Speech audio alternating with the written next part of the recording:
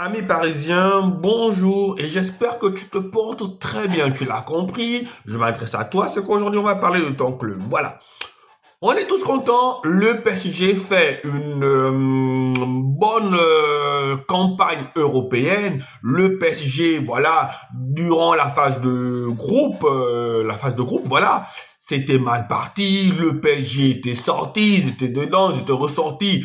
Pour arriver là où ils sont arrivés, ils ont été obligés de passer par une phase de barrage à l'issue de laquelle elle a affronté la modeste équipe, la vaillante équipe de Brest, voilà, qu'elle a écarté sans problème, voilà. Et en 16e de finale, elle a dû affronter l'équipe de... Non, 16e de finale, voilà. Donc, après, elle a dû affronter Liverpool, les amis. Liverpool pour les 8e de finale. Et Liverpool, tout le monde disait, Liverpool, meilleure équipe. Liverpool va causer des problèmes. En fil, ça va être les Parisiens. Le PSG est passé haut la main.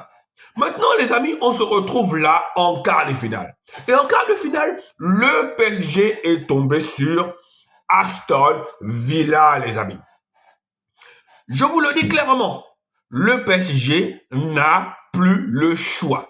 Le PSG n'a pas droit à des excuses. Parce que je pense que on va juger le PSG à l'aune de ce match contre Aston Villa. Mais vous savez, soyez sûrs, je sais que vous le savez, le football va très vite. Demain, on te construit une statue, on chante des louanges à ta gloire, et dès que tu fais un faux pas, eh bien, les haters sont là, on revient, on décortique tout. Donc, le PSG est dans un traquenard footballistique. Pourquoi je dis que le PSG est dans un traquenard footballistique?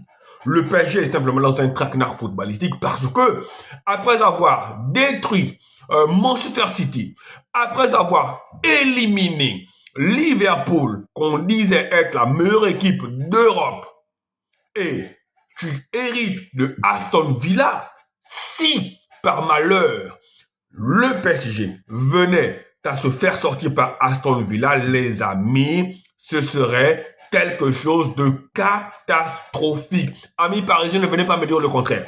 Ce sera quelque chose de catastrophique non seulement pour les supporters du PSG, parce que là, pour eux, les supporters du PSG ont déjà dans un coin de leur tête une potentielle demi-finale entre le PSG et le Real de Madrid. Et nous tous, on a envie de voir ce match-là. On a envie de voir Kylian Mbappé face à ses anciens coéquipiers. On a envie de voir si Ousmane Dembélé sera décisif face au Real de Madrid. On a envie de voir cette opposition-là. Luis Enrique, Carlo Ancelotti. On a tous envie de voir ça. Mais pour que cette confrontation-là arrive, il va falloir que le PSG se débrouille comme il veut. Il va falloir que le PSG ne perde surtout pas contre Aston Villa, les amis. Parce que si le PSG perd contre Aston Villa, les amis, je vous jure que le monde entier va se déchaîner. Je vois déjà les commentaires d'ici. Ouais, vous avez gagné contre City. Ouais, on vous l'a dit, c'était un City malade. Vous avez gagné contre Liverpool. Vous voyez, Liverpool, c'était pas un si grand Liverpool. Le PSG n'a pas le droit de perdre contre Aston Villa. Le match sera certes difficile parce qu'en face, Aston Villa, c'est aussi une bonne équipe. Aston Villa, s'ils sont là, c'est qu'ils ont de la qualité, ils ont du potentiel. Ils ont des joueurs qui peuvent, pas peut-être des joueurs qui vont être dans les plus grands clubs d'Europe, mais des joueurs corrects.